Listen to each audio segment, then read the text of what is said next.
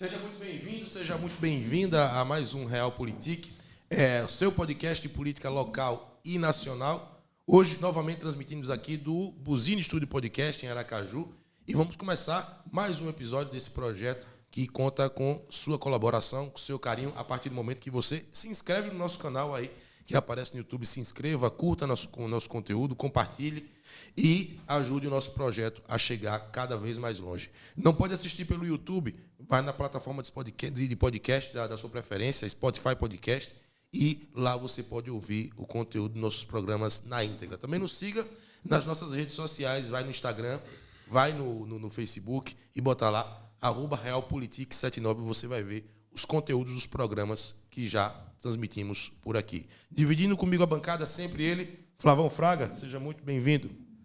Boa tarde, olá, telespectadores, internautas que estão nos acompanhando nesse momento, através das diversas plataformas de podcast. Você pode nos acompanhar além das plataformas, seja lá YouTube e as demais. Você também pode nos assistir através da nossa rádio virtual, a FF Rádio Web. Você entra no aplicativo na Radiosnet e vai lá e acessa. E estamos, mais uma vez, com o Realpolitik. Inicialmente, nós vamos fazer o preâmbulo com as principais notícias do dia e também, mais tarde, daqui a pouquinho, nós estaremos chamando o nosso entrevistado de hoje, o nosso convidado. O Realpolitik Podcast vai entrevistar hoje ele, que é deputado estadual em terceiro mandato, atual líder do bloco de oposição na Assembleia Legislativa, o deputado estadual Geórgio Passos. Ele que é do Partido Cidadania. Então, fica ligado. Vamos primeiro comentar as principais notícias da semana e de hoje. E daqui a pouquinho a gente chama e bate aquele papo descontraído, com o deputado, falando sobre a sua atuação, sobre os seus projetos políticos futuros, enfim, a gente fazendo esse raio-x do que pensa, do que fez e do que pretende fazer esse deputado que tem sido bastante atuante na Assembleia Legislativa. Não é isso, Defon? Exatamente. A gente já está aqui preparando como vai ser nossa conversa com o deputado Geórgio Passos, que deve chegar dentro de poucos instantes. E, antes disso, vamos comentar algumas passagens da política local e nacional que marcaram essa última semana. Eu quero começar destacando uma notícia que impactou positivamente o cenário político sergipano essa semana, que foi a verba que vai ser destinada para Sergipe através do PAC, não é isso? 136 bilhões, o estado que vai ser nacionalmente mais beneficiado, o estado de Sergipe. Essa verba aí vai desde de BR para obras estruturantes espalhadas por todo o estado. Destaco para a conquista dessa verba e desses investimentos para Sergipe a importância do papel do ministro da Secretaria da Presidência, o sergipano Márcio Macedo, que tem feito um trabalho importantíssimo, não só para o governo federal, mas também sendo praticamente o embaixador de Sergipe na esfera federal, e tem trazido grandes investimentos, grandes conquistas para o nosso estado, deixando à parte, inclusive, a questão partidária.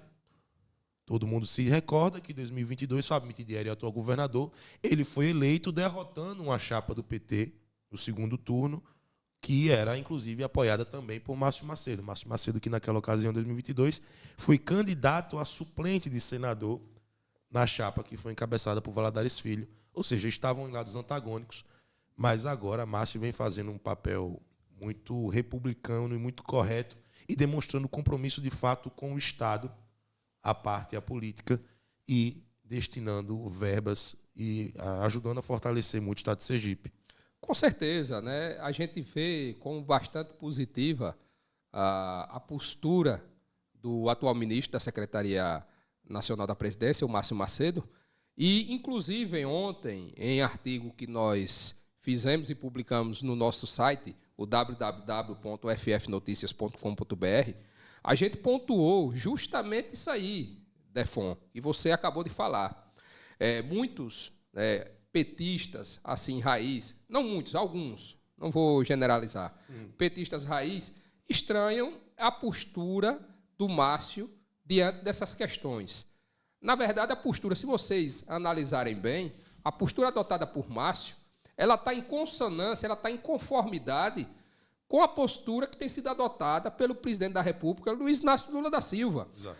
O Luiz Inácio, o Lula, durante a eleição presidencial, já dizia que iria governar com os deputados e senadores e governadores que fossem eleitos naquele pleito. Inclusive, ele pedia o voto para seus governadores, ele pedia que votassem no PT e nos partidos aliados mais à esquerda, ele fez esse chamamento.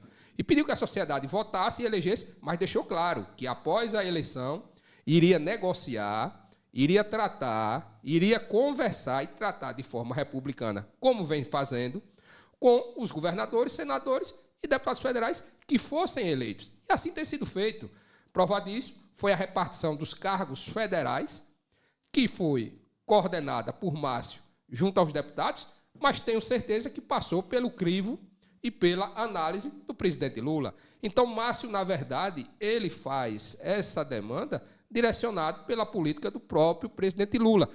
E mais, só que a diferença é que Márcio vem tratando o Sergipe de uma forma especial. Ele vem lutando para atrair mais recursos para o seu estado de origem política. Né? Prova disso é que Sergipe hoje recebe uma das maiores somas do país, quiçá a maior. O menor estado da federação receber 136 bilhões em obras do Minha Casa Minha Vida, estradas, infraestrutura, enfim, uma gama de serviços e de obras que chegarão ao estado de Sergipe por intermediação de Márcio Macedo, através do governo federal. Isso demonstra a força política, a capacidade de diálogo, o prestígio que Márcio está conseguindo junto ao presidente Lula. E também é importante a gente analisar que, passado a eleição, o Márcio votou no Rogério, palanques foram desmontados, os palanques políticos, e agora o Márcio e o governo federal estão trabalhando com o governador que a maioria das pessoas elegeram. Então, o mais importante é que o recurso vai chegar, é que Sergipe vai ser beneficiado e que, possivelmente, né, esse desenvolvimento vai chegar de uma forma mais fácil através desses recursos. Eu quero destacar o quanto é verdade isso que a gente está falando aqui, que as pessoas elas precisam se desencarnar da eleição de 2022. E, para além da eleição, é muito importante que as pessoas não vejam política como uma coisa gincanesca. Política não é aquela coisa, equipe A, equipe B, e aí eu vou ter que ser eternamente contra ele, independente do que ele faça, eu sou sempre o contrário a ele, a gente nunca... Não dá para ser assim, porque depois de passadas as disputas, as esferas precisam se comunicar. Existem governadores que votaram em Bolsonaro em 2022. E agora? Eles vão simplesmente isolar os seus estados do Brasil e não se comunicar com o governo federal, que precisa implementar a política nos seus estados? Não. A política ela precisa ter dinâmica, ela precisa se comunicar, até porque nada é imutável. E aí eu destaco uma fala que o Lula fez no próprio lançamento do PAC. Ele usou o exemplo da relação dele com Arthur Lira, atualmente presidente da Câmara. Isso. E ele falou, o Arthur Lira, ele é adversário do PT desde que o PT foi fundado. Em Alagoas, ele sempre esteve do lado oposto ao que o PT estava. Na política tradicional, sempre ele esteve do lado oposto. E na última eleição também. Ele fez o que pôde e o que não pôde, usou das suas ferramentas políticas para tentar reeleger aquele que era o candidato dele, que era o ex-presidente Jair Bolsonaro. Não conseguiu. Nem por isso eles deixam de manter uma relação institucional. Porque um sabe que é presidente da Câmara, tem uma responsabilidade com o país, um dever de Estado, e o outro sabe que foi eleito presidente da República e tem que governar para todo mundo. E aí eu vou até apontar para a câmera aqui, vou apontar para aquela câmera ali, viu, Gabi? A foto que eles dois tiraram no dia que o Lula fez esse pronunciamento, que foi no lançamento do PAC, no Teatro Municipal do Rio de Janeiro, eles tiraram essa foto. É nessa aqui? Pronto. Eles tiraram essa foto. Pronto, tá vendo? Tá pronto. Essa foto, apertando as mãos, sorrindo, num gesto de republicanismo, de cortesia, que, infelizmente, as pessoas que estão tentando transformar política em futebol, às vezes não aceitam ver uma foto dessa. Assim, então agora está tudo do mesmo lado, agora fizeram amizade, agora está tudo mancomunado. Não é assim. Não é assim. A política ela tem uma lógica de funcionamento e é bom que tenha e é saudável que tenha, porque do mesmo jeito que Arthur Lira e Lula estão apertando as mãos aqui, é importante que a gente não deixe de apertar as mãos, que a gente não deixe de cumprimentar, que a gente não deixe de ter cortesia com aquelas pessoas que tiveram E que pensam diferente. uma opção política diferente da nossa, que tem uma visão de mundo diferente da nossa, porque a graça e a diversidade do ser humano é justamente essa, né? E justamente, pegando o gancho aí do que você comentou, esse discurso de disputinha, de gincana, essa coisinha miúda, essa política miúda, ela é uma política, não é de agora, não é uma invenção de agora, ela é uma política antiga, é uma política do passado. Ela é um discurso que só cola para meia dúzia de convertidos partidários, seja de partido A, partido B, partido C. Só é para jogar para a torcida para um nicho. A população, Anderson, Defon, no geral, ela analisa hoje, são os resultados. Essas verbas que chegarão na ponta, serão investimentos que entrarão nos municípios, na capital, enfim, em todos os locais de Sergipe. É isso que a população espera e é isso que hoje a juventude que estuda, que se capacita através das universidades que o PT trouxe e que melhorou o sistema educacional, é isso que a juventude está ligada. Não é nessa coisinha de birra, de fazer carinha feia, etc. e tal, não. Exato. E assim, uma coisa se conecta à outra, porque também está na nossa pauta aqui comentar sobre uma pesquisa recente que teve com os índices de aprovação do governo Lula. Isso. E é importante que você que votou em Bolsonaro, que é extremamente contra a política petista, que tem sérias críticas ou discordâncias, divergências em relação à forma de pensar petista, também isole os fatos. É tão verdade que o que Flavão falou aqui, que a população está começando a fazer essa separação do joio e do trigo, que mesmo o Bolsonaro tendo praticamente 50% dos votos, porque foi uma eleição muito disputada, foi ganha no percentual decimal, mesmo assim, Lula tem uma aprovação muito alta para um país que vive a polarização que vive. Foi a pesquisa da Quaest. Quaest. Isso. No Nordeste atingiu mais de 70%. E nas outras regiões, 50%. Em média de 60%, né? 50%. Centro-Oeste, que é fraco, deu 50%. É. Isso é uma aprovação a margem de erro de 2,2%, a pesquisa. Exato. Por quê? Porque a população começa a sentir, para além do discurso partidário, para além daquela coisa da disputa política de fato, começa a sentir alterações de fato em sua vida. Começa a sentir o poder de compra ter alguma melhora, começa a sentir os índices de desemprego voltando a baixarem para níveis de normalidade, a economia voltar a se aquecer, começa a ver as políticas de fomento social, de inclusão, de incentivo à educação voltarem a protagonizar as pautas num país que precisa tanto delas. Então, essa sensação de volta à normalidade de algumas pautas é que fazem com que a população tenha um reflexo positivo de um governo. O governo é perfeito? Não, nenhum vai ser. Nenhum foi até hoje e nenhum nunca vai ser. Mas o governo, hoje, na minha avaliação e na avaliação da maioria dos brasileiros, ele tem um saldo positivo, um balanço positivo, tem mais acertos do que erros. Defon, pegando o gancho desse comentário seu, a gente comentou a questão do cenário local, o Rogério, o Fábio Mitidieri, Edivaldo. Teve uma foto que circulou aí, um encontro assim inusitado desses 4 atores políticos. Inclusive, o Laércio também estava na foto. Estava o Edivaldo, Laércio. Eu acho interessante. Laércio que você está falando? Isso. Edivaldo, acho interessante Laércio, você comentar isso aí. Rogério e Fábio Mitidieri. Edivaldo, Rogério, Laércio e Fábio Mitidieri, isso mesmo. O que me chamou a atenção primeiro lógico que é a união ali que aconteceu em Brasília para trazer investimentos para Sergipe e para Aracaju especificamente também, né? Que o Edivaldo estava lá também lutando por esses investimentos. Mas o que me chamou a atenção primeiro é a primeira foto que eu vejo pós-eleição com Fábio e Rogério na mesma foto.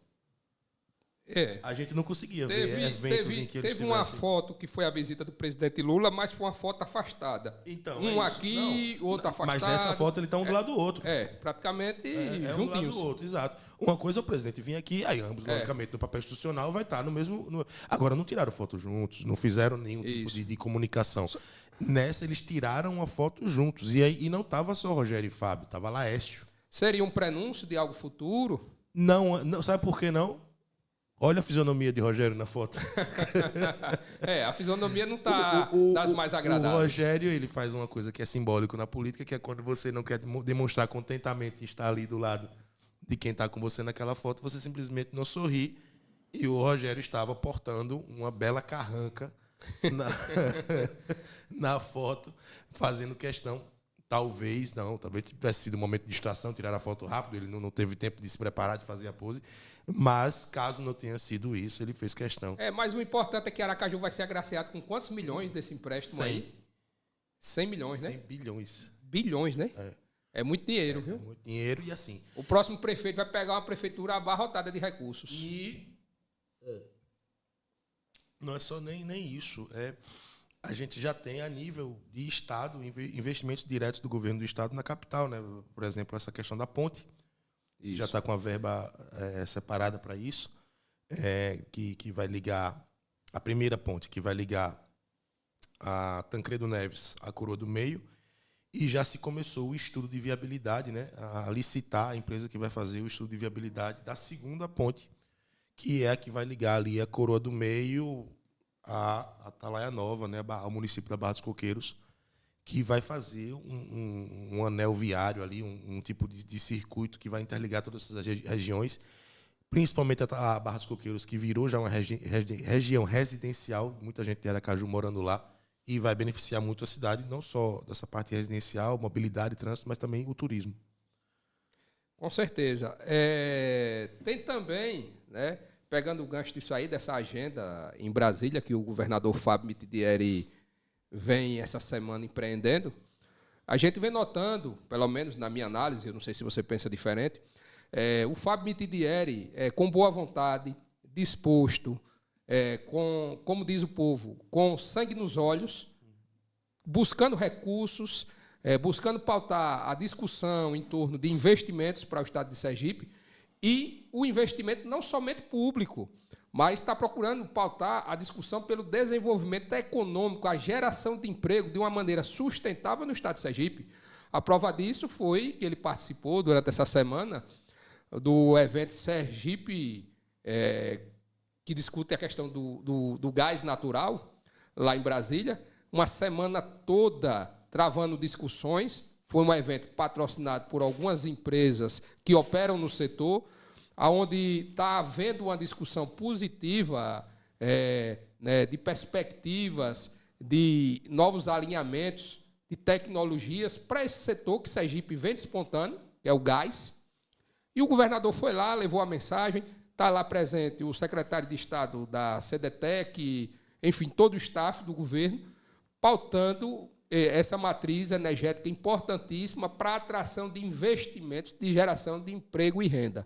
A gente vê como algo positivo do governo do Estado, a gente parabeniza e a gente espera que essas feiras, que esses fóruns de discussão não se limitem apenas às paredes do evento, mas que isso possa, de fato, trazer investimento, e a gente crê, a gente acredita no melhor, né, que seria importante para o Estado de Sergipe. Eu quero destacar aqui uma coisa que está para acontecer, vai acontecer a qualquer momento. Muita atenção para isso, Flavão, que vai acontecer aqui em Sergipe. É uma das coisas mais importantes que vai acontecer em Sergipe, eu digo que dos últimos 30 anos, que é a volta das operações da Petrobras no estado de Sergipe. Já está para acontecer, a qualquer momento já vai ser anunciado, e vai ser o maior benefício que o governo federal vai trazer para o nosso estado, depois do prejuízo, depois da catástrofe que foi a atitude quase que criminosa do ex-governo federal, né, de tirar as operações da Petrobras do estado de Sergipe. Por que é que eu digo isso? Quando a Petrobras começou a operar em Sergipe na década de 60, ela foi responsável por tirar a economia do nosso estado do ciclo agrícola. Foi. Sergipe era um estado que vivia da agricultura da subsistência no interior e das usinas de cana-de-açúcar. Só. Sergipe era um estado com comércio muito fraco, Sergipe era um estado sem qualquer perspectiva de desenvolvimento. Foi um divisor de águas. A Petrobras foi quem chegou e mudou isso. E criou trouxe toda uma nova perspectiva econômica, criou um novo ciclo econômico no estado. Muita gente saiu do interior, passou em concurso público, veio para Aracaju, se Exato. estabeleceu. Muita gente de fora veio para trabalhar aqui. Fomentou o comércio, criou outra perspectiva urbana para Aracaju. O desenvolvimento urbano de Aracaju, a partir daquele momento, foi outro. E aí o governo Bolsonaro, de uma forma extremamente irresponsável com o Estado, já querendo sucatear a empresa para preparar o terreno para vender, que era o objetivo dele, entregar tudo a preço de banana na mão dos gringos, que é só o que eles sabem fazer, começou a sucatear a empresa e encerrou as operações depois de mais de 60 anos, mais de 50 anos de operação da Petrobras em Sergipe.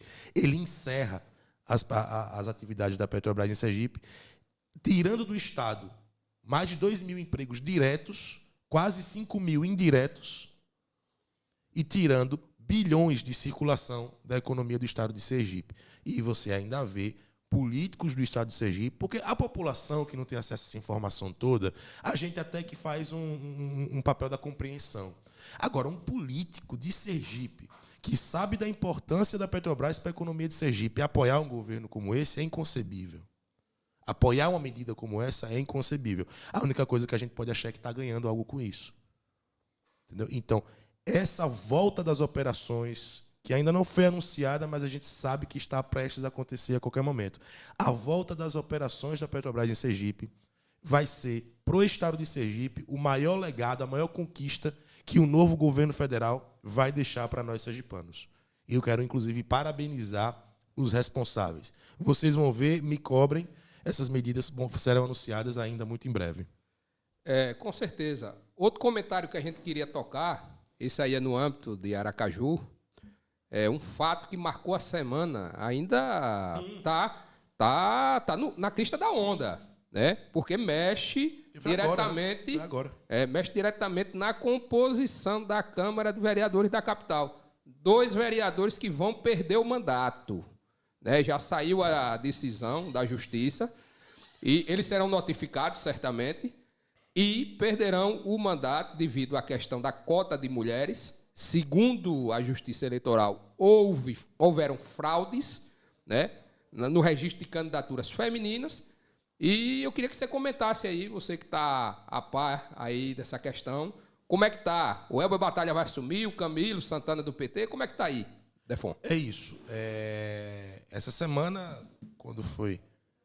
Anteontem foi para o pleno do TSE o julgamento dos casos dos vereadores de Sergipe que ficaram inelegíveis, na verdade, que tiveram seus mandatos cassados por conta de fraude na chapa pelas quais eles foram eleitos. Ficou constatado que a chapa fraudou a cota de mulheres, colocando pessoas inscritas como candidatas que nem filiadas eram ao partido, que eram parentes de dirigentes e que estavam ali apenas para dizer que o partido estava cumprindo a cota, mas não eram candidatos de fato, inclusive porque foram vistas na campanha, fazendo campanha para outros candidatos. Ixi, que erro primário. Exato. Então, assim, foi uma fraude muito, muito grotesca e que prejudicou o mandato dos dois mandatários do partido, que às vezes nem tem culpa dessa desorganização do partido. Uma travessura de criança. Exato. Às vezes, os dois mandatários, que foram o Fábio Meirelles e o Sávio, o neto de Varto da Lotérica, que perderam seus mandatos de vereador, ambos do PSC, que foi o partido que protagonizou esse episódio, e perderam seus mandatos. Às vezes, esses mandatários eles são diretamente responsáveis por isso, porque às vezes eles ajudam a organizar a chapa. Às vezes não. Às vezes eles simplesmente se inscreveram para concorrer. Se filiaram naquele partido para concorrer por ali. Confiaram. E não tem culpa da desorganização que a sigla teve, da irresponsabilidade que a sigla teve, e agora vão pagar com os mandatos. Quem também não tem nada a ver com isso e que também, por direito, adquire os mandatos, são os novos, que serão empossados, Elber Batalha, do PSB, e Camilo do PT, porque quando se deixa de contabilizar os votos do PSC e faz o recálculo da redistribuição das vagas da Câmara, o PSB, que não tinha feito nenhuma vaga, passa a fazer uma, elegendo assim o Elber, e o PT, que tinha feito apenas uma, passa a fazer a segunda vaga. Ou seja, o PT agora terá uma bancada de 2 vereadores, Ângela e Camilo. Mas tem um detalhe. Camilo pode vir a enfrentar algum tipo de problema na justiça, porque os votos de uma candidata do PT certo. estão sob júdice ainda, estão com sua situação de validade indefinida. Então, isso pode fazer com que o Camilo ou não seja nomeado para ser empossado vereador, ou seja, e num segundo momento, isso venha a ser questionado. Mas vem cá, e se mais na frente esses votos dessa candidata do PT sofrer um revés, não forem considerados, quem assume? Então, aí esse cálculo eu não tenho. Você não sabe? Eu acho que esse cálculo nem o TRE tem, porque vai virar uma bagunça tão grande essa questão do recálculo da composição da Câmara Municipal de Aracaju, que eu acho que eu conversei com alguns vereadores essa semana, nenhum deles sabia dizer exatamente quem seria. Sei. Nenhum deles tinha esse cálculo pronto. Porque você vai ter que ver que se os votos da Manu vão ser contabilizados, não vão. Contando aquilo ali, muda o número de votos do PT. Entendeu? Então, assim, tem todo um cálculo envolvendo isso aí que torna muito complexo. Mas o indicativo imediato é de que, de fato, agora eles vão assumir.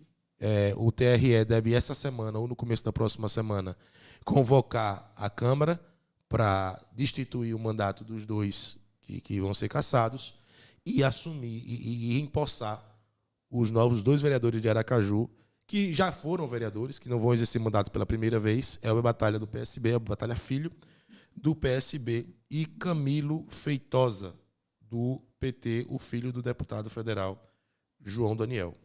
Muda também, Flavão, com isso, só uma última observação, a configuração da situação da distribuição política da Câmara. Porque saem dois vereadores de situação e entram 2 de oposição. A Câmara não vai passar a ter maioria de oposição com isso, não.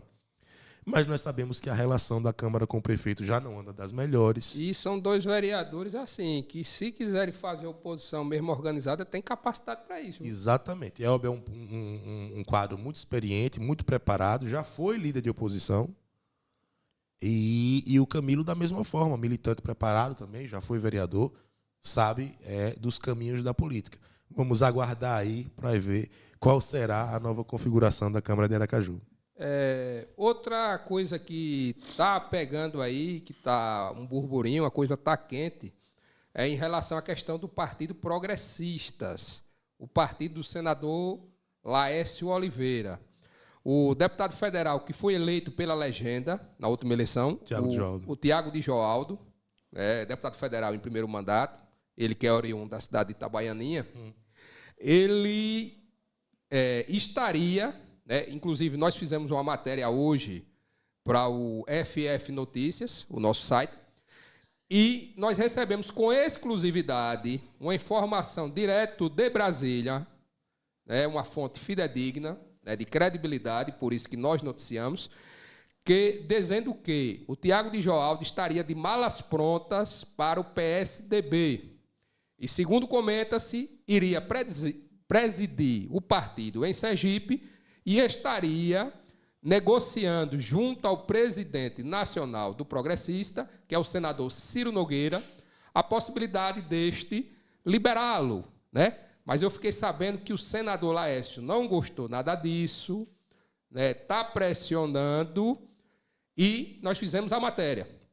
Após o transcurso dessa matéria circular, o Tiago de Joaldo manteve contato conosco e ele nos autorizou a dizer o seguinte, que não falaria, por enquanto, em saída do Progressistas, mas deixou claro a gente que está tentando negociar e conversar, através do Ciro Nogueira, com o senador Laércio, porque, segundo palavras do Tiago, o senador não estaria dando prestígio, não estaria conversando, não estaria dividindo as responsabilidades e, muito menos, estaria dando a ele a importância que um deputado federal eleito né, tem o peso político, inclusive sobre a discussão de futuros nomes, candidatos em diversos municípios sergipanos, a discussão de presidências locais e municipais do progressista nos municípios. Ele utilizou, Defon, inclusive o exemplo do capitão Samuel, que dias atrás o próprio Tiago lançou o nome do capitão Samuel como um dos prováveis pré-candidatos a prefeitos de Nossa Senhora do Socorro.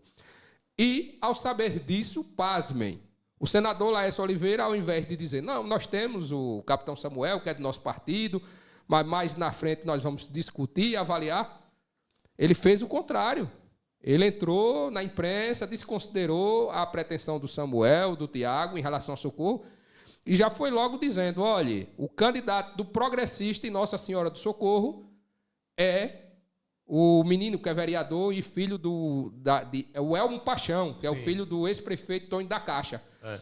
Laércio já foi logo, descartou um ex-deputado estadual, que é o Samuel, foi lá, inclusive em diversos diretórios locais.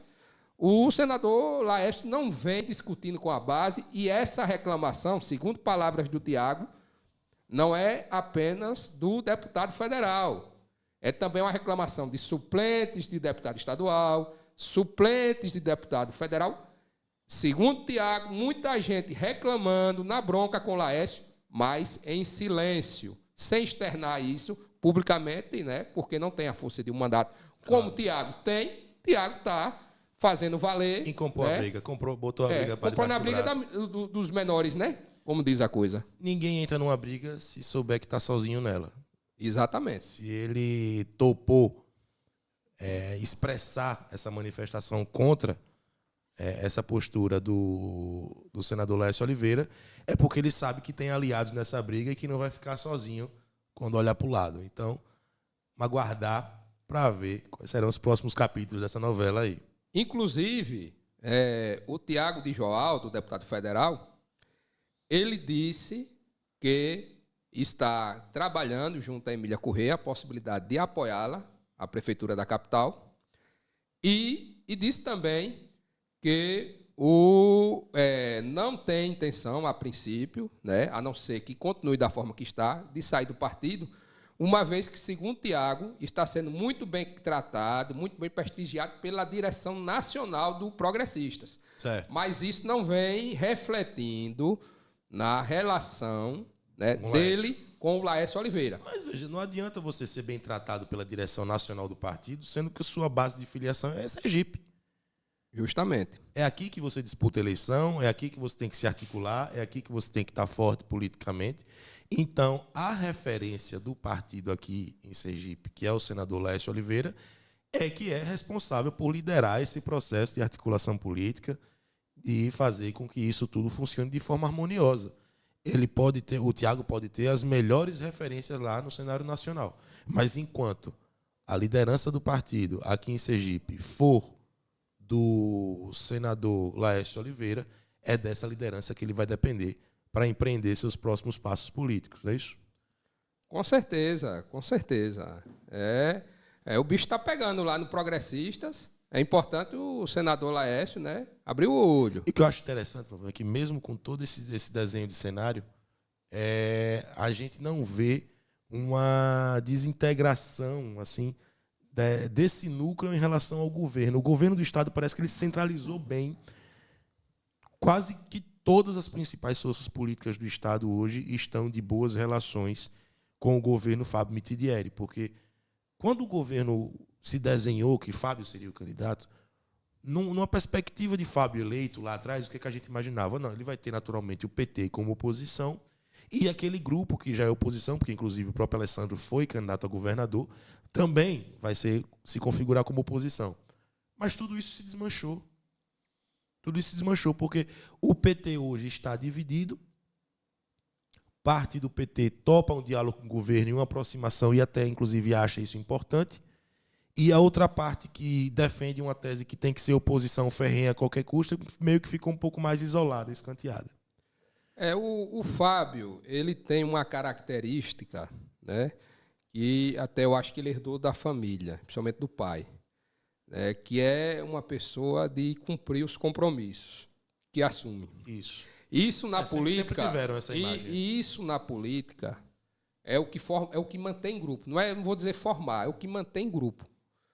Então, ele tem um poder de atração, né? Porque o peso da caneta, como diz um político aí do interior, o poder é afrodisíaco, mas ele é afrodisíaco para aproximar. Mas tem gente que tem o poder e acaba perdendo aliados devido ao tratamento. Então, mas o Fábio, ele tem garra, ele é habilidoso e ele tem fama de cumpridor de acordos. Isso. Então, aí, mesmo que o cara esteja insatisfeito porque está recebendo o pelo menos, como diz o pessoal, não tem tudo, mas diga, pelo menos eu tenho isso. Mas sabe que está sendo contemplado, que é garantido, que tem um compromisso, que tem a palavra. Isso, às vezes, é o que acaba mantendo, né, essa base, apesar de que não tem como você contemplar de uma forma mais efetiva uma base tão ampla como essa. Exato. E também, além do PT, que teve essa divisão também, o grupo do nosso entrevistado de hoje aqui, do qual ele fazia parte. Exatamente. Que também passou por um processo de desmantelamento, de reorganização aí, quando parte desse grupo se juntou ao governo, tanto os parlamentares quanto os membros do partido mesmo. Justamente. Ok, parece que já temos a presença aqui no Buzina Estúdio Podcast do nosso convidado de hoje, deputado Geórgio Passos. Vamos iniciar a entrevista. Seja bem-vindo, deputado. Como é que tá, querido? Tudo bem? Tudo bom, deputado? Na paz. Como vocês estão? Estão bem, graças a Deus. E já iniciar, Flavão, com você fazendo aí um breve resumo da biografia e da atuação política do nosso convidado de hoje. O nosso convidado de hoje, né, é ele, né, que é deputado estadual em seu 3º mandato. É oriundo de uma família com extensa trajetória política no estado de Sergipe. Seu avô, Chico Passos, foi deputado estadual inúmeras vezes no estado de Sergipe, salvo engano, 7 mandatos. Seu pai, salvo engano, 5 mandatos. E Geórgio já caminha para o seu 3º mandato como deputado estadual. É uma trajetória longa, mas sempre pautada na ética, na honestidade, na palavra empenhada. E o Geórgio, ele fugiu um pouco da tradição familiar, que vinha de uma política apenas tradicional. Geórgio vem com uma linha de atuação própria, né, combativa, fiscalizatória, atendendo o interesse da sociedade, demonstrando, né, esse diferencial. Né, mantém princípios e valores éticos que foram aprendidos, né, na sua base familiar, mas traz uma nova roupagem, né? É a reinvenção de uma tradição familiar. Geórgio, que hoje faz parte do Partido Cidadania, é líder do bloco de oposição na Assembleia Legislativa e vai conversar conosco, um papo descontraído, um papo aberto, vai falar sobre a sua trajetória do início até agora, seus projetos, seus principais projetos, suas opiniões e visões a respeito do cenário político nas diversas instâncias. Vai falar um pouco sobre Ribeirópolis, terra natal de sua família. Vai fazer esse apanhado para você que já conhece, conhecer ainda mais. E você que, de repente, ainda não conhece, passar a conhecer melhor esse político que vem fazendo um bom trabalho, né, na Assembleia Legislativa. É isso. Deputado, seja muito bem-vindo. Aqui a gente adianta logo que assim, não é aquela entrevista formal, aqui não vai ser aquele ping-pong, pergunta-resposta. A gente vai conversando aqui, os temas vão surgindo naturalmente e fique à vontade, viu? Não tem o mínimo de censura, nem de preocupação com a temática aqui. O que vier é para botar na mesa e ser discutido. Vamos embora. Como o Flavão já fez uma belíssima introdução aqui, já cortou metade de minhas perguntas. Eu queria saber como foi esse começo de tudo. A gente começar pelo começo mesmo. Você já vem de uma família tradicionalíssima, acho que tanto seu avô quanto seu pai foram presidentes, inclusive, da Assembleia. E 7 mandatos, 5 mandatos, você já vem no 3º. Ainda antes de entrar na política, você já via e queria seguir os passos ou foi uma coisa que veio... Veja, Defon, também Flavão e todos estão nos acompanhando. Na verdade, foi chegando, né? Afinal de contas, desde sempre, desde quando a gente nasceu, a gente já estava nesse meio político, participando né, ali de campanhas. Né? Minha mãe também teve a oportunidade, por exemplo, de ser prefeita de Ribeirópolis, né? Meu pai também. Em um primeiro momento, lógico, a gente mais focado nos estudos, até porque é imprescindível para qualquer cidadão, né, ter aí a sua educação, a sua formação. No primeiro momento, a gente veio morar, por exemplo, em Aracaju, ali já com 10, 12 anos. Viemos para Aracaju. Minha mãe e meu pai ficaram lá. A gente morava aqui, por exemplo, com uma tia nossa, né, estudando. E, assim, finais de semana em Ribeirópolis. Eu acho que esse roteiro, muita gente aqui do interior, né, muitas pessoas fizeram. Vir para capital, estudar, e quando dava sexta-feira, o que a gente mais esperava era terminar a aula para voltar, porque, lógico, é sempre muito bom você retornar para sua casa. Então a gente retornava para Ribeirópolis, ficava ali vendo os movimentos. Com o passar do tempo, a gente começou mais nas articulações de bastidores, participando ali dos movimentos da juventude, né, do nosso agrupamento, depois também coordenando campanhas, principalmente as campanhas municipais. Eu tive, assim, pouca interação com as campanhas estaduais, para rodar mesmo outros municípios. Meu pai sempre deixava a gente ali na nossa base, Ribeirópolis, Aparecida, Aleixo, Moita, e depois ele seguia campo para outras cidades. E aí foi vindo, até que ele assume a Assembleia em um determinado momento, no governo de João Alves Filho, né, já que no governo anterior de Albano venceu João Alves, e meu pai, a nossa família foi uma das poucas que ficaram com o Dr. João. Minha mãe foi uma das pouquíssimas prefeitas, né, prefeitos ali que quiseram ficar com o Dr. João, mas ficamos. E depois, Dr. João, acho que até num gesto de gratidão também, fez com que a sua base entendesse que Antônio Passos era um nome que poderia comandar os destinos da Assembleia. E aí eu passei também a ter uma interação maior com a própria Assembleia Legislativa. Sim.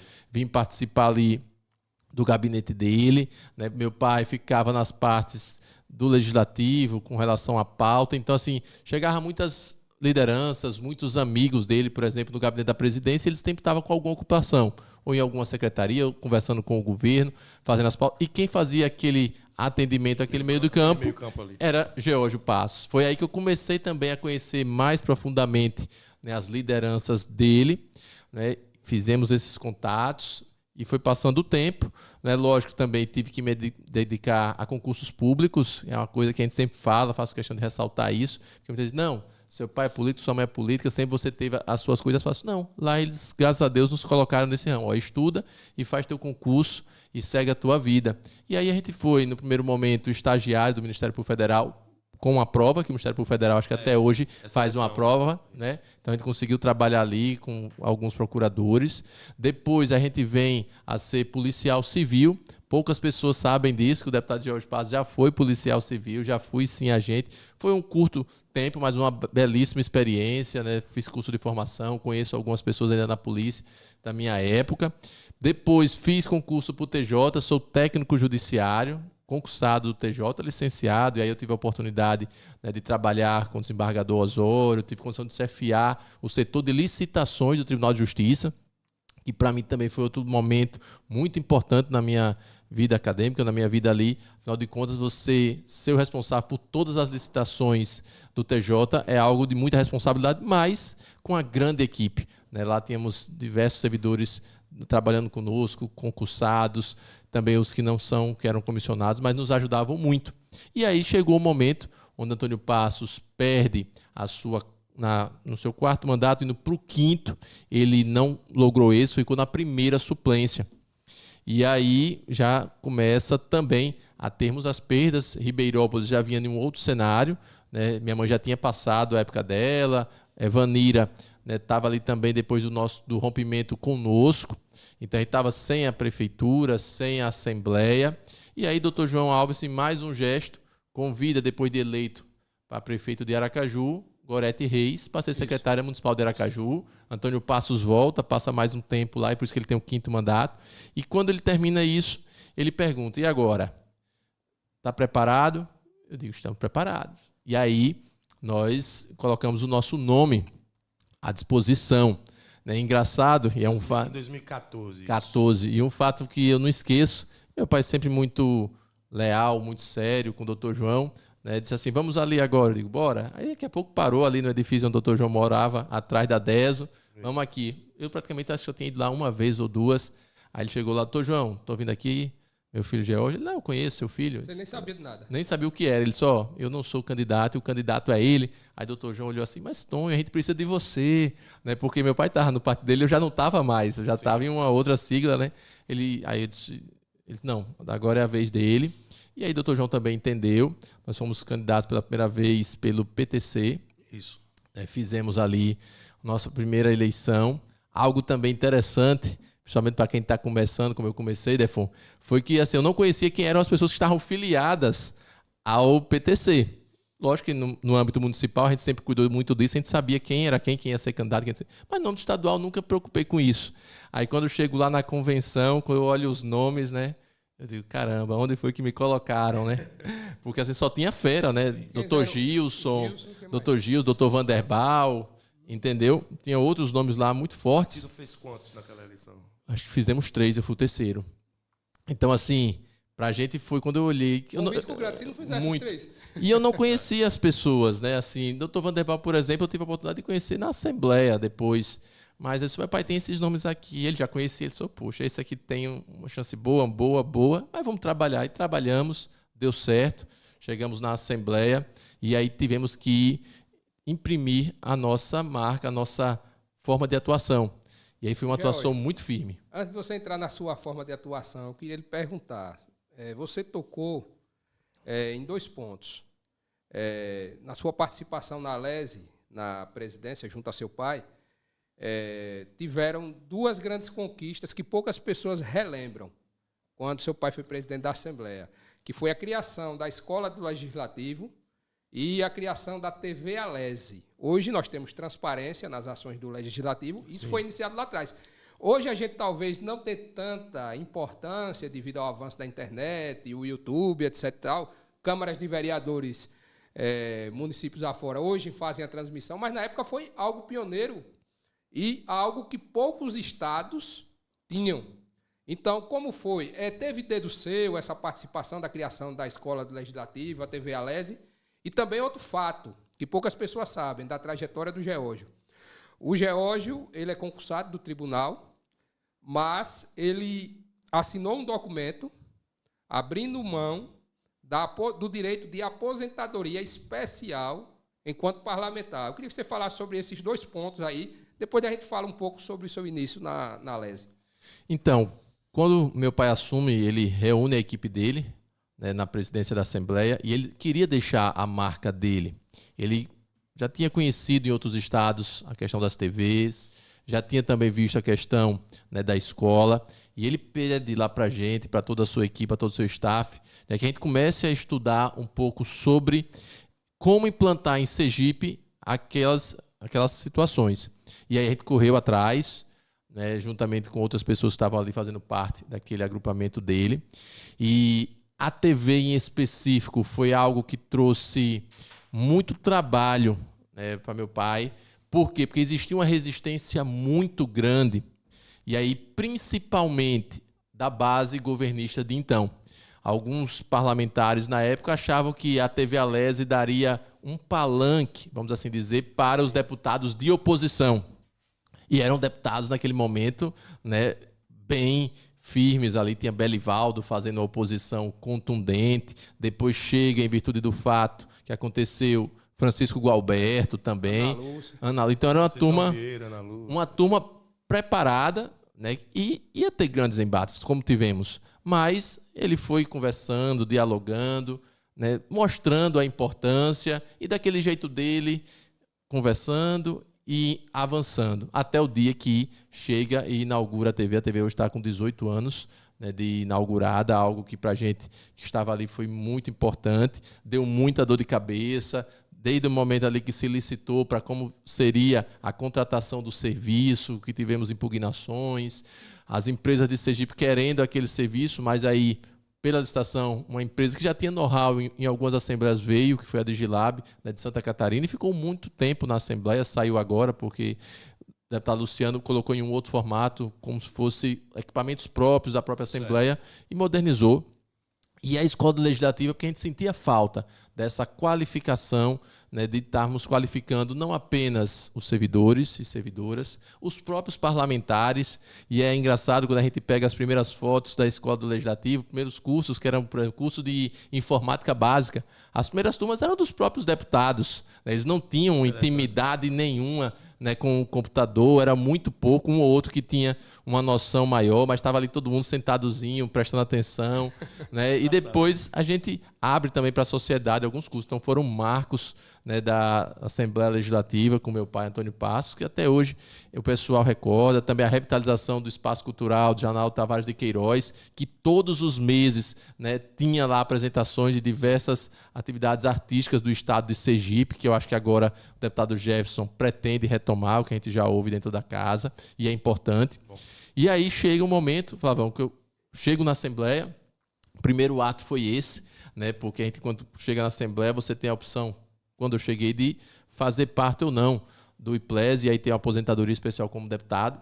Na mesma hora, eu já disse que não queria, e alguns parlamentares com mais experiência, até chegar deputado, não faça isso, você pode se arrepender no futuro. Isso aqui garante para a gente uma certa segurança. Eu não posso tirar a razão deles, eles têm o pensamento deles, mas eu ficava fazendo sempre uma reflexão. Eu, enquanto servidor público, eu já tenho uma aposentadoria garantida. Se eu finalizar ali os meus trabalhos no Tribunal de Justiça, por exemplo.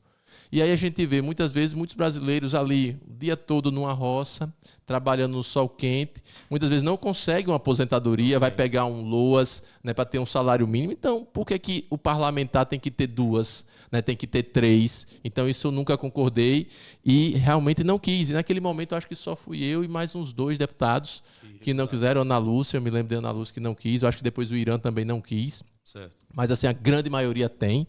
Eu respeito eles também. Opção.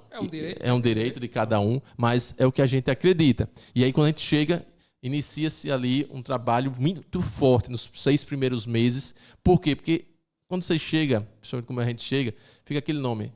Chegou aqui o filho de fulano. Chegou ali... Chegou carimbado. Carimbado. E eu quero, lógico, que a minha família, Passos, para mim é um sobrenome de muito respeito, que eu vou estar sempre defendendo, mas eu queria ter também a minha identidade. Eu quero ser Geórgio Passos. E aí a gente trabalhou muito firme nisso, e é tanto que depois, com quase 6 meses, 8 meses, a liderança de oposição muda de pessoa. Começou com o capitão Samuel, sim, entendeu? Ele até fazendo ali na posse, nossa, dizendo que estava substituindo um craque, que era Venâncio. Né, mas, com pouco tempo depois, também larga a liderança de oposição, o pastor Antônio me chama, a gente faz uma reunião, eu topo o desafio, e a gente, né, surpreendeu. Ainda no governo Jackson, né? Isso, a gente surpreendeu acho que naquele primeiro momento ali. Porque Jackson tinha muitos problemas, então a gente fazia uma fiscalização muito firme ali no governo dele. Então, assim, nos rendeu, né, algumas coisas que o pessoal falava, poxa, você é um Passos que fala, porque meu pai sempre estava na Assembleia, mas ele tinha uma outra postura, né, mais calma, mais serena, mas sempre de palavras. E eu não, ia para frente, para cima, falava no pequeno expediente, no grande expediente, se deixasse na explicação pessoal, né, a gente sempre fazendo ali os apontamentos. Um ponto interessante que a gente tocou aqui, eu nem ia tocar nisso, mas tocou aqui, eu lembrei. Sobre a aposentadoria especial dos deputados. Há um comentário geral que o IPLES está numa situação muito difícil e beira a extinção, é verdade isso? Na verdade, já na última legislatura, no meu terceiro mandato... Um parênteses, deputado. Para quem não sabe, o IPLES é o Instituto Previdenciário responsável por pagar essa tal aposentadoria especial. Ou seja, ele precisa de uma fonte de financiamento, que parte da própria Assembleia, logicamente, e é ele que é responsável por pagar essa aposentadoria especial. Isso. No meu primeiro mandato, a gente tinha essa opção de fazer parte ou não. Já no final do primeiro mandato, em virtude disso, até porque as projeções já demonstravam isso, que o IPLES em algum momento ficaria deficitário, já se fez a extinção da possibilidade de novas pessoas ingressarem no IPLES. É tanto que, no meu segundo mandato, aquela turma nova que chegou do primeiro mandato, ninguém teve o mesmo direito de opção que eu tive. Por quê? Porque já tem uma lei que foi aprovada colocando em extinção. E a gente espera aí que os estudos que apontam é que provavelmente vamos ter um déficit, como temos na Previdência. Sim.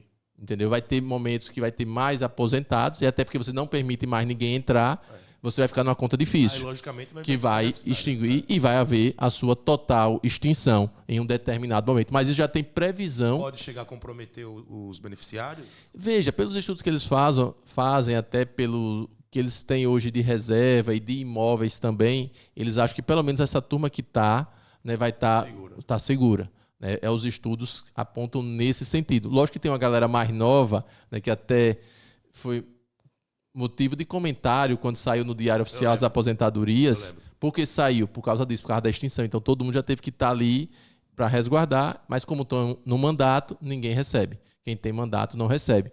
Então, assim, mas possivelmente esses mais novos, na minha avaliação, pode até ter problema no futuro. Certo. Deputado, a gente estava aqui no ponto já onde você já estava começando sua vida como deputado. Assembleia Legislativa, você chega em 2015, eleito em 2014, começo de 2015, toma posse como deputado estadual, e de lá para cá, você sempre na oposição. Tudo bem que é até coerente, porque o grupo político que está no poder não mudou. A gente sabe que o Jackson era governador, que foi apoiado por Deda. Você, a vida toda, teve uma ligação política / familiar com o grupo de João Alves, que era o antagônico a Deda. E aí a gente veio numa linha sucessória. Jackson, que elegeu Belivaldo, que elegeu Fábio. E você sempre na oposição. Eu presenciei parte, né, de perto, ali na Assembleia, dessa história, mas conte para nós aqui, para os nossos espectadores, como é a vida do deputado de oposição em Sergipe. Veja, lógico que dá muito trabalho, não é fácil, mas assim, o que me faz ter hoje e permanecer na oposição é a nossa independência. Eu acho que isso para mim não tem preço.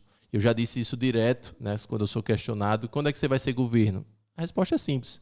Quando eu apoiar um candidato a governador que vencer. Eu não vou querer buscar atalho. Eu acho que o eleitor, quando não escolhe o governador que eu estou pedindo voto, em tese, é porque quer que eu continue na oposição. Foi assim com o doutor Emerson. Na minha segunda eleição, eu estava com o doutor Emerson já na rede. E agora com o delegado Alessandro, que a gente estava no Cidadania PSDB. Então, não tem porquê eu fazer essa migração ou declarar apoio ao governo. Não. Eu acho que, da forma que eu conduzo o meu mandato, uma oposição responsável, uma oposição séria, uma oposição que é importante para o Estado, até porque eu acho que a gente ajuda muito mais do que aqueles que ficam apenas batendo no ombro do governador, dizer que ele está fazendo tudo certo. E isso eu sei, que no Palácio é cheio, né? Aquelas pessoas que só, não, governador, o senhor está certo, o senhor está certo. A turma do amém. Do amém. E a gente sabe que essa questão de puxa-saco atrapalha mais do que ajuda. E há uma oposição responsável, né, que pontua, diz, governador, tem isso aqui para corrigir, tem isso aqui, faça a sua avaliação, se a gente merece ser ouvido ou não. Mas sempre a gente vai pontuar nisso. Nós não vamos fazer, eu acho que isso o tempo já disse, nós vamos completar 10 anos de Assembleia, a gente nunca fizemos oposição raivosa ou entrando na vida pessoal de ninguém, de nenhum gestor, seja o governador Jackson, o governador Belivaldo, o próprio Fábio, não me interessa, né, a vida pessoal de ninguém. Agora, enquanto gestor, ele tem que ter a responsabilidade. E a gente vai estar ali cobrando e o eleitor, enquanto estiver nos dando essas oportunidades, nós vamos estar honrando. Deputado Geórgio, pegando o gancho aí da sua resposta em relação... você diz que só se enxergaria fazendo parte de um governo se esse governo fosse eleito pelo povo, que não, na sua opinião pessoal, não acha correto, né, o eleitor não ter escolhido o seu candidato e o senhor fazer parte de um governo que não votou. Então, tomando por base isso, na sua opinião, o fato do Alessandro não ter sido eleito, tudo bem ele ter declarado o voto a Fábio no segundo turno, é um direito por desclassificação, ele fez a escolha para o Fábio. Mas você não acha que, na sua opinião, você estende essa mesma interpretação em relação ao Alessandro? O Alessandro errou quando ele não permaneceu onde estava, apesar do voto dele no segundo turno, em relação a Fábio? Veja, Flavão, na verdade, quem vai julgar quem está certo ou quem está errado vai ser o eleitor daqui a pouco. Tenho certeza que Alessandro vai participar de novas eleições, como também as outras pessoas que estão no nosso partido, exemplo do doutor Samuel Carvalho, da ex-deputada Kitty Lima, de outros que fizeram um movimento diferente do meu. Porque eu posso dizer que esse movimento foi um movimento muito dialogado, transparente. No nosso caso, enquanto presidente estadual do partido, nós ouvimos os argumentos, e aí não me cabe dizer se estão certos, se estão errados. Eu só disse a eles, olha, não contem comigo nessa empreitada. Eu não tenho essa condição de estar no mesmo palanque onde está Fábio, onde está Belivaldo. E por uma questão de lógica, se eu estou ali na Assembleia pontuando constantemente, né, equívocos dos governos deles, por que é que eu estaria agora mudando de lado, respeitando quem fez o movimento contrário? E aí a gente sempre é questionado por isso, né? A imprensa, principalmente no início do ano, a imprensa muito em cima. Deputado Alessandro é um senador da República que contribui muito com o estado de Sergipe. É uma pessoa que, para mim, tecnicamente no Senado faz um belíssimo mandato, vai deixar sim o seu legado ali. Na parte política, as urnas falaram, né, nas últimas eleições, e a gente tem que entender isso. Agora, não me dá, por exemplo, falando já de eleição municipal do próximo ano, não tem como o deputado Geórgio Passo estar num palanque onde vai estar Fábio, onde vai estar Edivaldo Nogueira, onde vai estar um Belivaldo Chagas. Isso eu já disse dentro do partido, já disse ao próprio Alessandro, já disse ao próprio Samuel Carvalho, a própria Quita, os demais membros do diretório estadual do partido. Não me peçam isso, que não existe essa condição. E eu entendo que o Cidadania, como nós aprovamos inclusive no início do ano, tem sim que ficar na oposição, lógico, respeitando os filiados que pensam diferente. E aí não tem nada de novidade. Nós temos diversos partidos com diversas correntes, cada uma pensando da sua forma, e não seria o Cidadania que seria algo diferente. Deputado, numa conjuntura estadual como essa, assim como em toda conjuntura, na verdade, é muito importante que política se faça em grupo. Não se faz política sozinho, política se faz em grupo. Como vai ficar a situação eleitoral para os próximos passos? Esse grupo dessa junção Cidadania-PSDB estão federados, não é isso? Estamos federados. Pronto. Os partidos estão federados. Parte significativa do grupo, que vocês compunham um grupo ali homogêneo, decide seguir com o governo. Como vai ficar os próximos passos eleitorais desse grupo com essa divergência? Estão juntos? Não estão? O deputado Geórgio Passo vai procurar outros agrupamentos, outros diálogos? Veja, aí só o tempo vai definir. A única coisa que eu posso dizer hoje é que onde estiver o governador Fábio Mitidieri, eu não estarei. Hoje, inclusive, o PSDB Sergipe está sem presidente estadual. Flavão escreveu que um determinado deputado federal está muito próximo. Falando sobre isso agora. E a gente precisa, enquanto cidadania, aguardar essas definições do PSDB nacional. Eu tenho dialogado com alguns representantes, pedindo a eles essa definição quanto antes, porque na hora que definir quem estiver no PSDB, se vai ser A, se vai ser B, se vai ser C, eu, enquanto presidente do Cidadania, tenho que conversar com esse agrupamento, porque estaremos juntos obrigatoriamente no próximo ano, em virtude da federação. Certo. Por que eu digo isso? Porque no início, quando o Alessandro migrou para o MDB, nós tentamos, né, com que pessoas próximas ao nosso agrupamento assumissem o PSDB estadual. O pessoal da Nacional não nos deu resposta. E depois eu fiz uma reflexão.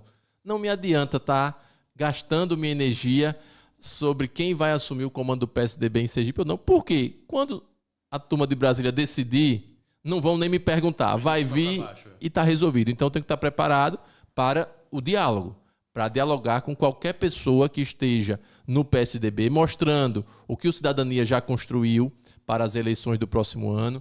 E aí nós estamos conversando, dialogando, ampliando os nossos diretórios municipais, né, para que nós tenhamos candidatos a vereadores. Temos algumas pessoas que já colocaram o nome como candidatos a prefeito. Meu nome, por exemplo, está à disposição para ser pré-candidato a prefeito no município de Ribeirão. Samuel Carvalho está em Nossa Senhora do Socorro. Temos o amigo Geraldo, que quer ser pré-candidato em Macambira. Né? Outras pessoas estão nos procurando. Nesse momento eu digo, tenha um pouquinho de paciência, que eu preciso de uma definição. Né? Lógico que gostaríamos de continuar, até também citar aqui a delegada Daniele Garcia, que nós fizemos campanha para ela, para a prefeita de Aracaju, pelo Cidadania. Eu participei de alguns atos, né, em que pese está aqui no Cidadania, mas meu voto é em Ribeirão, então eu sempre estou mais no interior do que aqui na capital, mas estava ao lado da Daniele, votei com Daniele, por exemplo, para o Senado, e hoje também é uma pessoa que faz parte do staff, né, do governo, na condição de secretária de Estado. Só ficou você, né? uma hora ou outra, né, a gente vai ter que se definir. Quem foi, foi. Quem ficou, ficou. Né? Quem quiser compor para a gente caminhar, no meu caso, vai ser algo que eu vou botar ali como uma condição. Tá com o governador? E eu não tenho nada contra a pessoa do governador. Sim, é o modo de governar desse grupo que eu não concordo. E eu tenho que respeitar os meus eleitores. E aí a gente vai tomar a decisão. Querem ficar? Beleza, a gente segue um outro caminho. Vamos ficar todo mundo juntos de novo e enfrentar uma reeleição do atual governador? Cada um vai ter que fazer a sua análise, né, e manter ali a sua linha. Ô, Geórgio, dentro das instâncias interiores do Cidadania, logicamente que você não pode dar uma resposta final, afinal de contas vai ter um momento de discussão, deliberação, mas nas conversas informais, você tem experiência na política, sabe analisar bem o cenário, você vem notando a maioria aparentemente querendo um projeto independente e de oposição no município de Aracaju, ou a maioria desses filiados estariam mais propensos a compor com o governo? Fábio Mitidieri. Veja, só deixando bem claro que qualquer decisão que o Diretório Municipal de Aracaju, ou qualquer Diretório Municipal de Cidadania tomar em sua respectiva cidade, nós, da estadual, iremos respeitar. Isso já ficou definido, né, em reunião do partido. Eu digo isso, por exemplo, em Lagarto, o partido caminha para não ter uma candidatura própria, como teve na última eleição. Eles preferem trabalhar a chapa de vereadores. Vamos respeitar. Com relação a Aracaju, estão tendo constantes reuniões. Existem pessoas que defendem candidatura própria, e existem pessoas que defendem focar na chapa proporcional. Então é uma decisão também que eles vão amadurecendo ao tempo. E nós temos belíssimos nomes. O vereador Ricardo Marques, né, faz um trabalho muito forte de fiscalização. Aí imagine como é que o vereador Ricardo Marques, na minha avaliação, pode estar numa chapa de um candidato de Edivaldo Nogueira, se ele está ali todos os dias, ou num terminal de ônibus, ou em um ônibus, ou na zona de expansão. É difícil para o vereador, como também para a Sheila Galba, mas é uma decisão que quem estiver filiado em Aracaju, dentro desse diretório, tem que decidir. E o que eu pedi a eles, que essa decisão saia pelo menos esse ano, porque também a gente não tem o direito de prejudicar ninguém. Se chega no final do ano, a decisão do partido é essa, todo mundo está sabendo, então quem quiser se filiar em um outro partido, vai, quem quiser ficar, fica. Não dá para fazer como muita gente faz, né? Que vai até os 48 segundos do tempo, resolve, e aí não se preocupa se o companheiro vai poder ser candidato, se não vai. Isso a gente não vai fazer no Cidadania. Geórgio, rapidinho, você se sente frustrado? Porque eu fiz essa pergunta a Ricardo Marques aqui. Ricardo Marques disse que se filiou no Cidadania, buscando uma renovação, um projeto novo, diferenciado para o estado de Sergipe. Eu creio que você também tem entrado nesse grupo, na época de Dr. Emerson, que era na rede, nesse viés. Eu sei que você respeita muito a decisão dos demais que foram para o governo, mas você não se sente,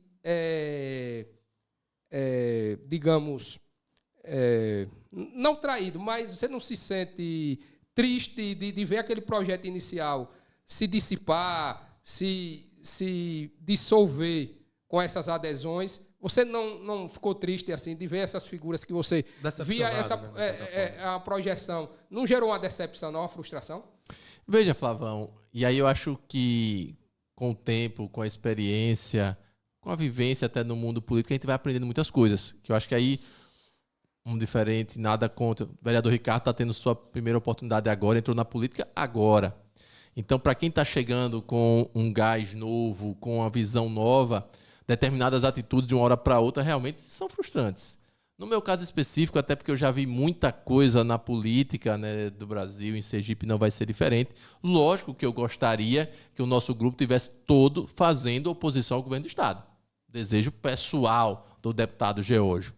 Lógico que eu queria que nós tivéssemos ali a oportunidade de, mais uma vez, lutar por um nome diferente desses nomes que já estão comandando o Estado há décadas. Lógico, isso é fato. Mas, como eu disse, respeito, vou continuar fazendo o meu papel, construindo, lutando, buscando nomes que queiram fazer oposição. E aí hoje, para a gente em Sergipe é complicado, porque o PT quer fazer oposição também, através do senador Rogério, mas a outra metade do PT prefere ficar no governo, ou seja, não tem aquela oposição realmente bem definida, e aí caberá aos demais, caberá ao deputado Geórgio, Né? Caberá, por exemplo, ao deputado Marcos Oliveira, deputado Paulo Júnior, deputada Linda Brasil, também que tem seu espectro político. Né? Nós estamos ali na Assembleia também pensarmos em uma oposição, mesmo sabendo que na conjuntura do PSOL é mais fácil o PSOL estar junto do PT do que estar conosco ali num bloco de oposição. Mas é necessário, a gente não pode, na minha avaliação, deixar de colocar nomes para oportunizar o eleitor a comparação de projetos. Isso é fato. E por isso que eu digo, para mim era muito melhor, né? Porque eu já conheço o senador Alessandro, pessoa do bem, pessoa comprometida, pessoa séria. Né? Samuel Carvalho, né, que eu tive a oportunidade em 2014 de ser candidato a deputado estadual e ele candidato a deputado federal, iniciando também a vida dele ali, política. Nós fizemos até uma dobradinha aqui no município de Nossa Senhora do Socorro, 2 jovens, né? A própria deputada Kitty Lima. Mas assim, cada um sabe o que faz da sua vida. E como eu disse, o eleitor julgará todos nós. Isso eu não tenho dúvidas. E aí, ninguém acerta 100%, ninguém erra também 100%. Mas, com certeza, eu gostaria de estar todo mundo no mesmo barco, até porque, ao longo desse semestre que passou, a maioria das perguntas eram isso. Brigou, separou, vocês estão como? Eu digo, eu não briguei com ninguém, tenho a melhor convivência com o Alessandro, converso com ele praticamente todas as semanas, né, com o Samuel Carvalho ali na Assembleia, Kitty Lima quando precisa, por exemplo, são os nomes maiores que estão lá. Né? Então, assim, não tenho problema com isso, mas sei que em um determinado momento, né, pode ser próximo ano, pode ser que não seja próximo ano, porque eu também tenho a minha campanha, mas pode ser numa eleição estadual futura. Se eles seguirem o caminho, eu terei que seguir um caminho diferente. E isso eu já disse a eles, não tenho o porquê de esconder isso. Mas gostaria, Flavão, não vou dizer decepcionado, não vou dizer frustrado, mas gostaria de estar todos, vamos assim, numa única linha. Deputado, justamente sobre esse ponto de fazer oposição em Sergipe. A gente vinha comentando aqui, antes da sua chegada, sobre essa característica do governo Fábio. Ele teve uma característica, concordem ou não com o governo, muito agregadora. Ele conseguiu juntar no entorno do seu governo forças que a gente não esperava. Como você acabou de falar, a parte do PT está dividida, quer se manter dialogando ali, principalmente por o ano que vem ser uma eleição municipal, com aquele bloco Edivaldo Mitidieri, que tem suas divergências, mas ainda é sim um bloco. O seu grupo, né, parte significativa do seu grupo foi também para dentro do barco do governo. E aí a gente olha a Alese e o que sobrou de oposição foram fragmentos de alguns grupos. A gente tem o seu mandato como deputado estadual, que é um grupo que está fragmentado. A gente tem o deputado Paulo Júnior, que foi eleito pela federação do PT, né, do PV na federação do PT, que também está fragmentado. A gente tem o deputado Marcos Oliveira e a deputada Linda Brasil. Basicamente é essa a oposição que ficou na Assembleia Legislativa. Você acha que daí pode surgir algum grupo de unidade, pode surgir um princípio, um arquétipo de uma nova oposição em Sergipe, ou até dentro desse grupo existe dificuldade de diálogo? Veja, lógico que cada um estando no seu partido, nós temos que entender isso. Nós temos partidos que têm dificuldade de fazer uma soma. Imagine PSOL, PL em Sergipe ou no Brasil. Não é uma coisa simples. Marcos está no PL e Linda está no Brasil. Às vezes até eu brinco com os dois, né, que imagine essa junção como seria a oposição em Sergipe. Né? E eles, lógico, entendem também as suas dificuldades. Então, é muito difícil. Né? Para você ver, no Cidadania, eu estou na oposição, Samuel está na situação. Aí você pega a Federação PT-PV, deputado Ibrahim, que também é PV, vota com o governo. Paulo Júnior vota com a oposição. Então, realmente vai dar um trabalho, mas a gente tem que se reinventar. E nós vimos isso ali atrás, quando Albano Franco, por exemplo, conseguiu levar, né, várias lideranças para o lado dele. Mas logo em seguida surgiu um grupo que conseguiu, né, vencer, por exemplo, João Alves, depois do seu 3º mandato. Então, vai ser uma questão agora de tempo, de paciência. Temos aí, por exemplo, o doutor Emília, em Aracaju também, né, pontuando sempre muito bem. Né, tenho certeza que vão surgir outros nomes. E na hora certa, né, eu acho que o objetivo sendo colocado na mesa como maior, possivelmente tenhamos aí, pelo menos, a união. Se eu não disser 100%, eu acho difícil, né, até pelo exemplo que eu citei.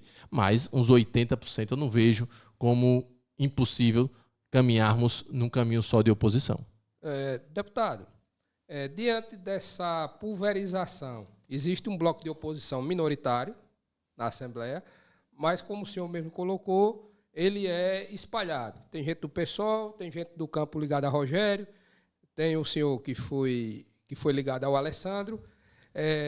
Só que a gente percebe que em Sergipe surgiu uma liderança maior. Não que Rogério não seja uma liderança grande de oposição, mas uma liderança maior que aglutinasse todos esses deputados em um único só guarda-chuva. Você acredita que surgirá essa pessoa? Você acredita que essa minoritária oposição da Lese poderá se unificar e, como você disse, se reinventar em um só guarda-chuva para tentar, com essa unidade, enfrentar a máquina potente do governo? Veja, eu acho que é imprescindível que isso ocorra. Lógico que a gente não tem como falar nomes, que ainda está muito cedo, mas falando em programas, é necessário que haja essa conjugação de forças com esse objetivo, na minha avaliação. Afinal de contas, o sentimento que o eleitorado de Sergipe teve na última eleição foi de mudança. Isso ficou muito nítido com o resultado no primeiro turno da eleição. Você vê aqui, por exemplo, na nossa capital, hoje, mais uma vez, o sentimento é de mudança. Lógico que vamos lutar contra duas grandes máquinas, o governo do estado e a prefeitura de Aracaju. Mas você vê que o próprio agrupamento ali de Edivaldo não consegue, né, colocar um nome hoje e cravar esse nome hoje. Eles têm essa dificuldade, porque sabem das avaliações que eles recebem, né, dos números que eles estão ali acompanhando. Então, tem muito espaço. Sim, o sentimento é de mudança. Lógico que o governador Fábio, como foi dito aqui, teve uma estratégia ousada no início de tentar, né, colocar dentro do governo dele o maior número possível de liderança, até para silenciar os ruídos. Mas lógico que quem está na ponta, precisando do serviço público, também está avaliando. Né? Na hora que você vai em determinadas rodovias, na hora que você ainda precisa de ir no USE e ver as dificuldades da saúde pública, né? A educação, por mais que o secretário Zezinho queira demonstrar que está evoluindo, a gente percebe que ali tem muito mais marketing, muito mais floreio do que realidade. Então, assim, tem muita coisa ainda para acontecer. Lógico que eu espero que o governador acerte. Eu faço oposição, mas não quero que ele erre, porque na hora que ele erra, quem vai sofrer não é ele. O salário dele está garantido, eu acho que é um dos governadores que mais recebe subsídio nesse país, vai receber do mesmo jeito. Mas quem precisa do serviço público na ponta, sofre. Então a gente não pode torcer que ele dê errado. Agora, nós vamos estar ali, para e passo, conversando, dialogando, e você vê que a receita que eles encontram é a mesma dos governos de Jacques e Belivaldo, pegar empréstimos. Só em um semestre foram 600 milhões autorizados pela Assembleia Legislativa, ou seja, vão usar cada vez mais a máquina para a manutenção do poder. E isso a gente sabe que tem o seu lado positivo, mas também tem muito lado negativo nesse sentido. E aí a gente percebe até agora, nessa disputa interna no Ministério Público por uma vaga na desembargadoria, né, que no final quem vai cravar o nome é o governador. Daqui a pouco a própria OAB vai estar também disputando uma vaga para desembargador ali no início do próximo ano, eu acho. Então, mais uma situação que o governador depois, né, crava o nome. Tivemos aí a vaga do Tribunal de Contas, que foi preenchida, né, também nesse sentido. Ou seja, é um grupo, e aí ninguém pode dizer o contrário, que, usando das regras do jogo, está se fortalecendo. Deputado, uma curiosidade. A gente entrevistou aqui no nosso último programa o seu colega, também de oposição, o deputado Marcos Oliveira. E ele fez uma colocação, logicamente que puxando um pouco a sardinha para a brasa dele, porque ele é do agrupamento político liderado por Valmir de Francisquinho, em Itabaiana, que coaduna, em parte, com essa observação que você fez agora, né? Dos acordos para Tribunal de Contas, para indicar outro ali, outro aqui, bota fulano aqui, Beltrano aqui, ajeita tudo. Ele falou que Valmir foi impugnado, que Valmir teve a situação jurídica que todo mundo sabe que teve, porque não pediu autorização aos donos do poder em Sergipe para ser candidato a governador. Que se ele fosse candidato a Senado, ninguém veria problema. Se fosse candidato a deputado federal, ninguém veria problema. Mas como ele ousou tentar tomar a cadeira de governador, que é vista como ali, como propriedade daquela cúpula, ele foi rifado através de articulações jurídicas. Você concorda com essa afirmação? Veja, lógico que o processo envolvendo o ex-prefeito e candidato a governador deixou várias dúvidas na cabeça do sergipano. Como é que em um determinado mês eu estou inelegível e termina o processo eleitoral, o próprio TSE analisando o embargo de declaração, que a gente sabe quais são os mecanismos que o embargo de declaração pode enfrentar, mesmo com efeitos infringentes, que foi o caso, e você desmonta toda aquela tese que tinha sido construída e referendada pelo um pleno do TSE. Lógico que alguma coisa aconteceu, lógico, detalhes como ele tem, eu não tenho, mas que naquele momento a cúpula se sentiu muito ameaçada, não tenho dúvida. Porque eu disse, a manifestação do povo era por mudança. As pessoas queriam um outro agrupamento governando o Sergipe a partir desse ano. Ninguém tem quase 500 mil votos se não for, né, nessa situação. E aí, lógico, o segundo turno é uma outra eleição, um outro cenário, todo mundo sabe o resultado, mas passou. Né? Ou a gente, mais uma vez, começa tudo do zero para a gente poder lá na frente estar disputando bem novamente contra essa máquina poderosíssima, inclusive com, possivelmente, um governador que vai querer ir para a reeleição. Sim. Então, você vê, né? naturalmente, é o caminho. Né? Um governador jovem vai querer ir para uma reeleição e a gente sabe das dificuldades que quem tiver na oposição vai enfrentar. Então, a gente tem que estar, como dito aqui, pelo menos unidos, a grande maioria. Geórgio, nesse início do governo Fábio Mitidieri, quais são os pontos positivos, que todo governo tem ponto positivo, não tem só negativo, e quais são os pontos mais negativos que o deputado Geórgio vem enxergando? E a nota? E também a nota, de 0 a 10, qual é a nota que você daria à administração do governo Fábio Mitidieri? Veja, para mim, enquanto parlamentar e ali dentro do legislativo, o que até hoje me incomoda e não é desse governo, é algo que já vem de governos anteriores, é a forma como o legislativo é tratado pelo executivo. Ou seja, no momento que o governador, que tem ampla maioria, se dá ao desfrute de mandar um projeto de lei pedindo autorização para um empréstimo no início de uma sessão para ser votado naquele mesmo dia e conta aí com a aquiescência da maioria dos deputados, para mim é algo muito negativo ainda. Isso falando em termos do legislativo. Eu acho que o poder legislativo, no mínimo, deveria ser respeitado. E é isso que eu fico dizendo aos nossos colegas. Não adianta vocês quererem apenas dizer amém. Paciência, vocês têm todo esse direito. Mas veja, cada vez que vocês fazem esse movimento, a gente se enfraquece enquanto parlamento e vocês também são desvalorizados nesse conjunto. Então não custa nada o governador mandar um projeto dele na segunda, distribuir e na outra semana você ir ali apreciar. Agora você faz porque sabe que tem o voto, atropela o parlamento, né, diz que quer daquele jeito e tem que ser feito daquele jeito. Isso eu não concordo. Isso aí você está sempre batendo de frente com os meus colegas. Então, acho assim, esse é um ponto que me chama muita atenção. Com relação a outros pontos negativos do próprio governo, é o que eu digo, eu não vi ainda uma mudança significativa para a população do governo Belivaldo para o governo Fábio. Eu sei que ele mudou algumas peças, eu sei que ele está imprimindo o estilo dele, mas se você me perguntar, Geórgio, qual política pública hoje funciona melhor que a de Belivaldo? Eu tenho dificuldades de responder, porque eu recebo praticamente as mesmas broncas que as pessoas tinham no governo de Belivaldo. E olhe que o caixa de Belivaldo estava um pouco pior do que o caixa de Fábio. Fábio pegou a situação financeira do Estado em um outro patamar. Isso é fato, né? Tanto que Belivaldo, de fato, organizou essa parte. Deixou o saldo ali, assim, eu sempre fiz esse debate, alguns gostam, não gostam. A pandemia teve seu lado cruel, horrível, terrível para o nosso país, para o nosso mundo, mas para os gestores públicos foi a oportunidade que muitos tiveram de organizar a casa, porque veio muito recurso do governo federal. Muito recurso. Né? A gente fazia esse debate na Assembleia constantemente e eles não, mas estava lá aprovado. E aí Belivaldo conseguiu ali também com aquela situação, porque aí você parou a escola, economizou. Você parou cirurgias eletivas, você economizou. Você recebeu mais dinheiro para reinvestir em saúde, vinha recurso. É tanto que termina-se ali o ano, 400 milhões de reais em caixa.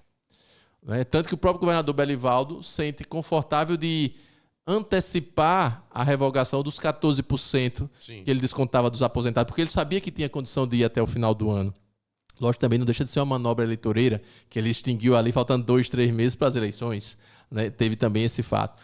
Na questão positiva, Flavão, eu creio que assim, o governo ele se esforça, certo, nesse primeiro momento, até porque é necessário ele mostrar isso, né, que quer fazer algo diferente. Se esforça, mas eu não vejo ainda essa diferença. E eu gostaria de ver.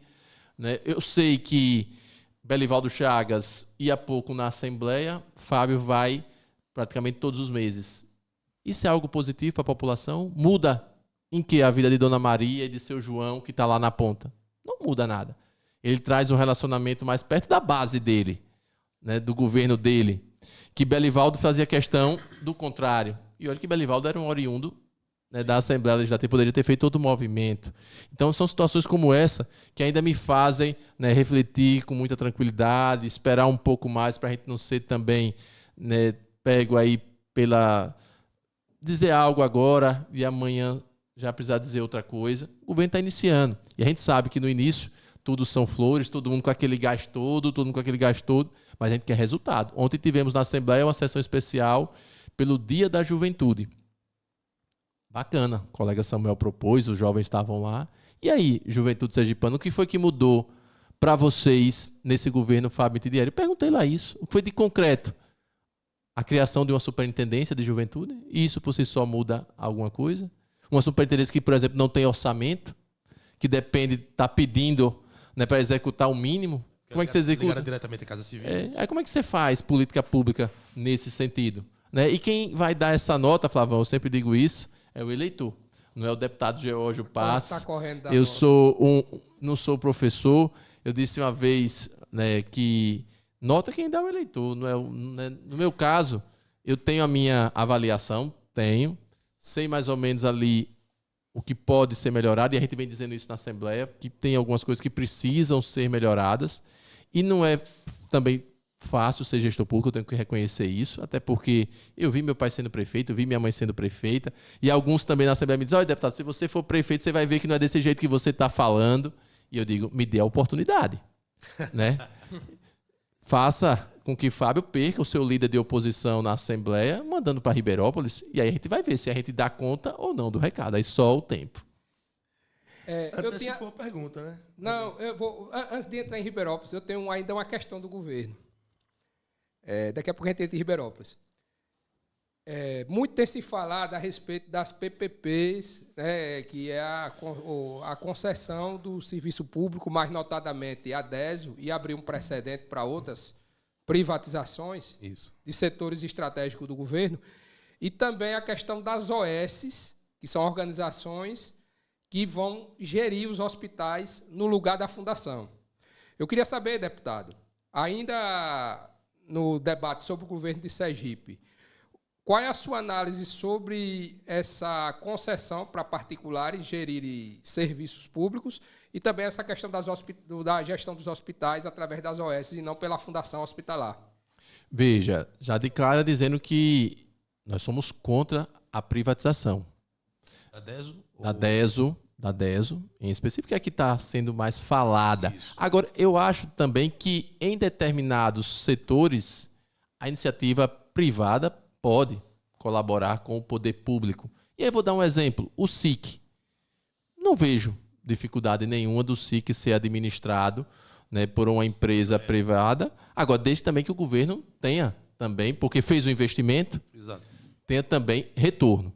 Agora, setores estratégicos, educação, saúde, você mencionou, e as OS devem acontecer em Sergipe, pelo menos é o que o governo fala, e fala muito nisso. Né? O governador faz questão de dizer que em outros estados as OS foram a solução. Eu não vejo, porque se fosse a solução aqui em Aracaju, nós temos unidades administradas por OS e que não melhorou. Reduziram, inclusive, alguns serviços. E a distribuição, a questão do saneamento público, da água, para mim é algo também muito complexo. A água é um bem vital, todo cidadão precisa disso. E eu não sei, por exemplo, qual o interesse de uma entidade privada ou de uma empresa privada, por exemplo, em um povoado como eu tenho lá em Ribeirópolis, Malhada das Capelas, que é um aglomerado de poucas casas e que eu sei, se você fizer a operação, vai dar deficitária. Exato.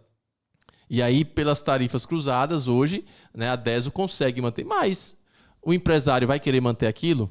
E por que eu digo isso? Nós já tivemos aqui no Brasil estados que fizeram a privatização, Tocantins foi um, que depois aconteceu o quê com o passar do tempo? Tive lá recentemente. A empresa administra agora só o filé e o governo do estado teve que criar uma nova empresa para ficar com o osso. Então não é tão simples, não é tão fácil como falam. Privatização contra, inclusive estive participando, né, da manifestação, né, do Dia Nacional, né, da defesa do saneamento público agora na frente da DESO, com o pessoal do Sindisan e de outras entidades que estavam lá também com os trabalhadores. Espero que o governador avalie isso com muita cautela.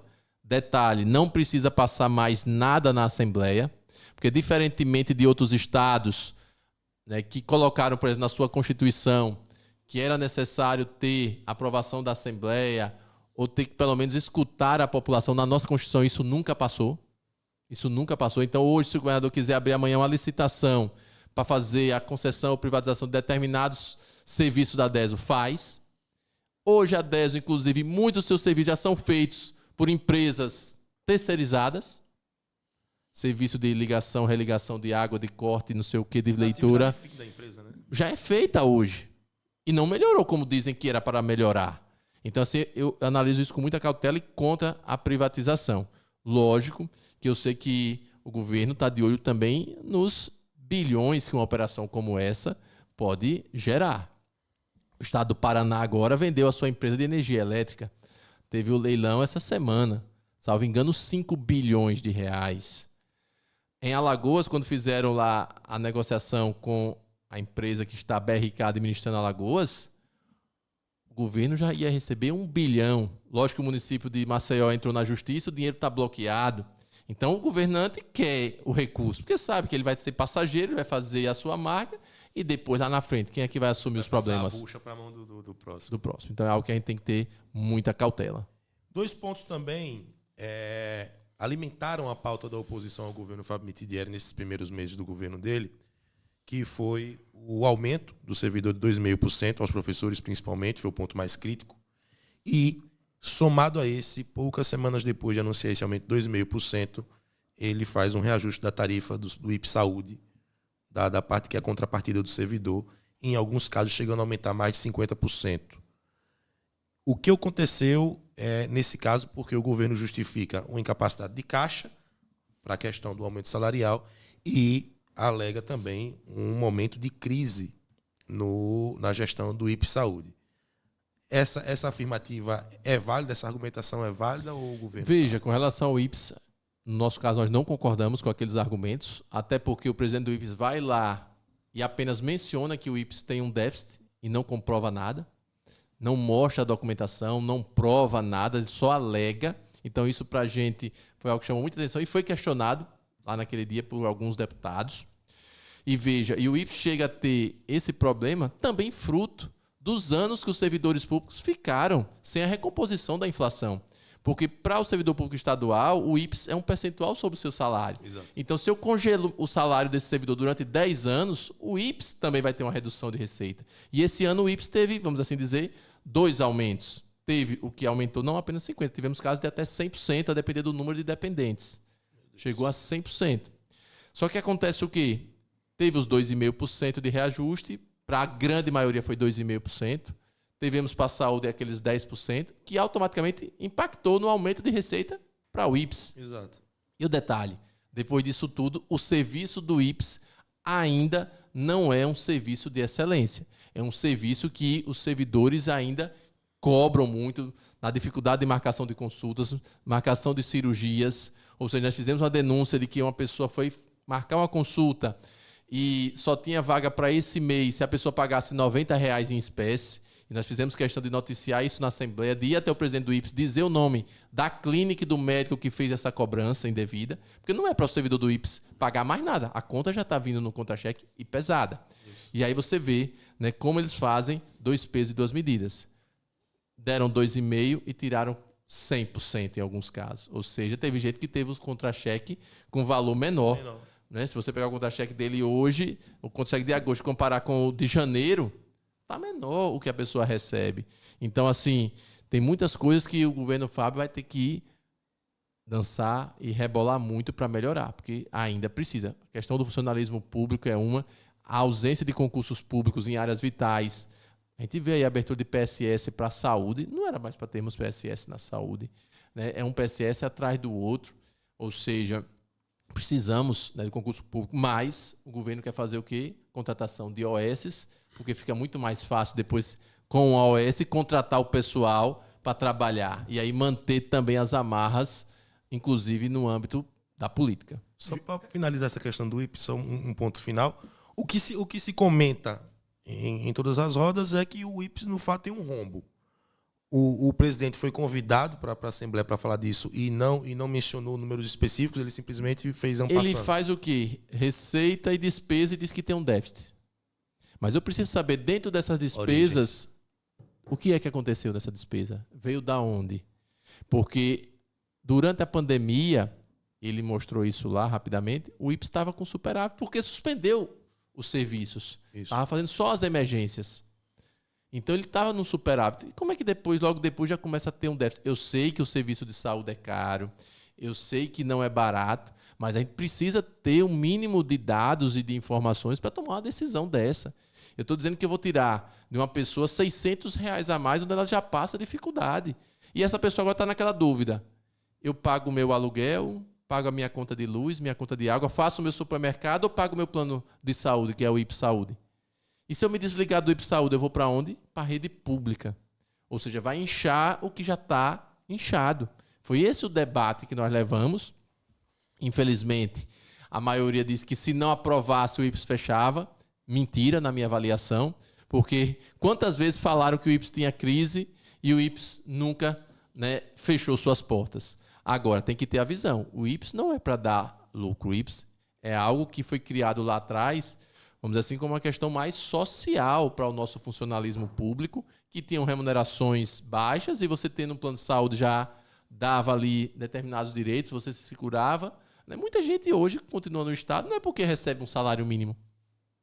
Muitas pessoas ficavam no Estado porque teria um IPE Saúde para recorrer, né? Teria aquele benefício. E hoje não, já reflete. Aí a pessoa me diz, mas Geórgio, ninguém paga um plano com R$800, mas a conta não é R$800. Se o servidor está pagando R$800, o governo do Estado bota mais 800, é 1.600 para aquela pessoa. Exato. Ou seja, não está na média dos planos de saúde que temos aí fora? Com certeza está.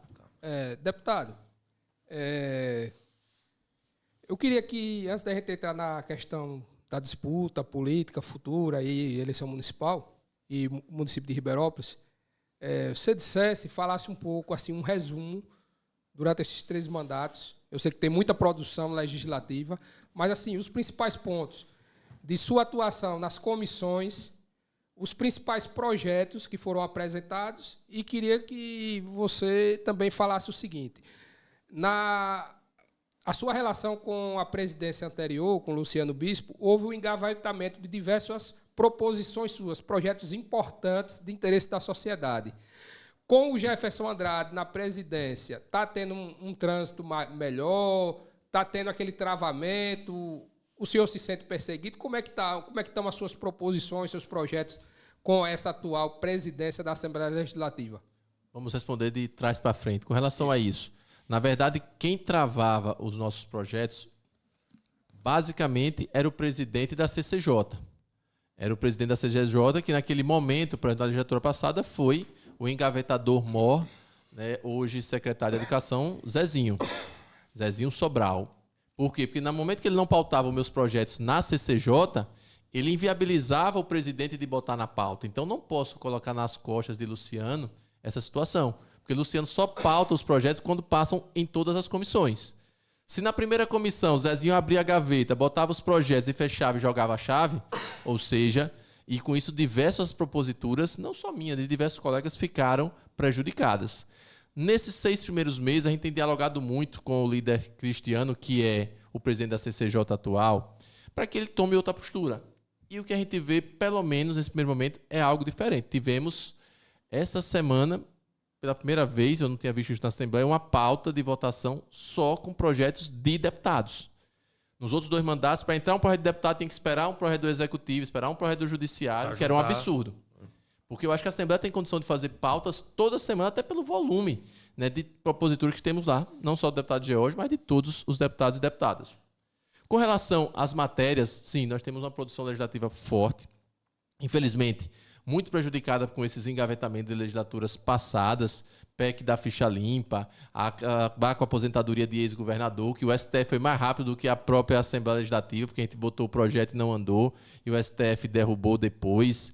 Fizemos, e aí eu digo, do que virou lei, que me chama muita atenção até hoje, em que pese eu não ser da área, um ativista da área, é o Código de Proteção aos Animais de Sergipe, foi o primeiro código do nosso estado, virou lei, por isso que eu sempre faço questão de citar essa legislação, porque a grande maioria dos projetos do deputado Geórgio, infelizmente, não conseguiam sair da CCJ. E aí a gente atuou ali em diversas frentes, em diversas áreas, né, porque as pessoas nos procuram e a gente vai avaliando, e o que é positivo e dá para fazer para o projeto de lei, a gente faz. Então temos muitas matérias lá, para o funcionalismo público, né, para a questão também dessas áreas que são importantes, envolvendo os artistas. Por exemplo, agora tivemos Festejo Juninos, apresentamos mais uma vez um projeto, né, para a valorização do artista sergipano, que a gente espera avançar, acabar com a violência nos estádios e nas praças esportivas. Tem lá um projeto nosso. Né, estamos finalizando mais algumas matérias agora, né, para protocolar ainda nesse mês de setembro. Protocolamos algumas que a gente entende pertinente, até em parceria, né, com o vereador Lucas Aribé, o ex-vereador Lucas Aribé, que nos sugeriu, por exemplo, que colocássemos como mais um critério de desempate em concursos públicos, né, a questão de quem tem ali a formação em Libras, no empate essa pessoa teria, vamos dizer assim, o degrau a mais. Lógico, se desempate. Um critério de desempate, como hoje tem a idade, por exemplo. Idade, participação em júri, popular. Lá, essas coisas. Então a gente quer criar isso também, uma ideia do Lucas Aribé. Então, assim, a gente sempre fez também um mandato muito fiscalizador. Eu acho que a marca do deputado Geórgio, quando se ouve lá fora, é isso. É um cara que fiscaliza, o cara que abre o diário oficial todos os dias, que fica ali lendo o que saiu. Por exemplo, saiu hoje uma publicação que a Secretaria da Fazenda quer alugar um prédio, né, para poder sair daquele local que eles estão, segundo eles, para fazer uma reforma. E aí, pelas características dos imóveis, são pouquíssimos imóveis naquelas características que vão atender 1.000 e tantos metros quadrados, com não sei quantas vagas de estacionamento, com não sei quantas vagas de elevador, com tantos elevadores. Então, assim, você já vê que é algo que já está em vista o prédio. Só querem fazer a arrumação, por exemplo, da parte burocrática. Então, assim, a gente está sempre ali com a nossa lupinha no Diário Oficial, indo também nas estradas, nas rodovias estaduais, como nós tivemos agora no recesso. Né, rodamos muito no recesso, encontramos muito buraco, né, muito buraco mesmo. E aí a gente fica assim feliz porque as pessoas também confiam no nosso mandato, nos mandam denúncias. Né, lógico, alguns preferem não se identificar porque tem coisas, né, que podem comprometer, mas é a missão do deputado. É legislar, é fiscalizar, é cobrar informações. E agora, por exemplo, como não recebemos informações do secretário da Casa Civil, da secretária da Fazenda e da própria Amorosa, ingressamos essa semana com 4 mandatos de segurança, porque fizemos o pedido de informação no primeiro semestre. Tem coisas que nós pedimos há mais de 120 dias, com ofícios reiterados, e as secretarias pouco fizeram caso.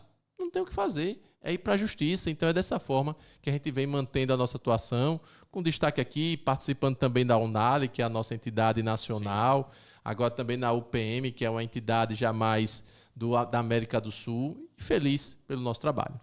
Deputado Geórgio, o tempo da gente já está bem estourado. Queria, assim, em linhas gerais, Geórgio é pré-candidato a prefeito de Ribeirópolis e me diga assim uma análise geral, assim, em 1 minuto, do que você acha da gestão do prefeito Rogério Sobral. Conjuntura local, né? Sim, nós colocamos nosso nome como pré-candidato a prefeito de Ribeirópolis. Lógico, é algo que precisa de validação no momento certo pelo grupo, mas colocamos o nome. Eu creio que Rogério conseguiu também, como Fábio, uma prefeitura mais organizada. Meu pai fez um trabalho muito forte de organização da prefeitura anteriormente, mas continuamos com as mesmas dificuldades. Né? Os nossos jovens sem a atenção devida, sem a geração de emprego, né? Situações ainda que se repetem com deficiências na área da saúde, na educação. E a gente não percebe, por exemplo, uma preocupação com o presente, mas buscando ali coisas novas, inovação, tecnologia, algo que faça, por exemplo, Ribeirão se transformar numa cidade 4.0, como a gente já vê em outros locais, essa preocupação. Então, é algo que a gente quer debater com a sociedade de Ribeirópolis no próximo ano, durante o período eleitoral, levando as nossas ideias, né, e cada um faça a sua reflexão se merecemos ou não a confiança. É isso. Chegamos ao fim da entrevista. Queremos agradecer, primeiramente, deputado, a sua presença, seu carinho em atender nosso convite, sua atenção aqui em atender o nosso convite. Dizer que gostamos muito da conversa e está à sua disposição para as considerações finais. Eu que agradeço, né, sempre à disposição. Sempre importante a gente trazer esse tipo de informação, né, para o público de vocês, Defon, Flavão.